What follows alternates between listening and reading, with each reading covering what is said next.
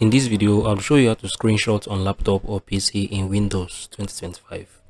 Ensure you subscribe and turn on the bell notification to this channel for lots of educational guides and content like this. Now, I won't love to waste much time. What you need to do if you want to learn how to screenshot on your laptop or your PC, you need to head over to this your search bar, right? You need to click here, then come on here and type in sniping tool. So this is the tool you need. Once you click on it, you'll be displayed with this tool right here, right? So what you need to do, this tool now basically has two options, right?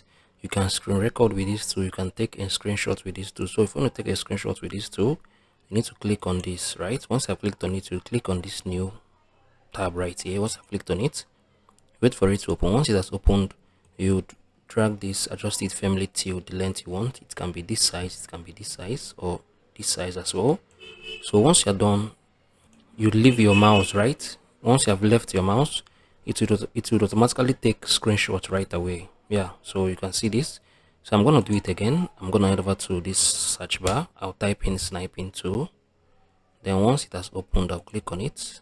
Wait for it to load. Once it has opened up, I would switch from this to this, right? I'll click on this new. Once I click on this new, I can come on here and take screenshot of this. Once I'm done, I'll leave my mouse and it will take that screenshot for me right away. So this is how you can take screenshots on your laptop or your PC in Windows, right?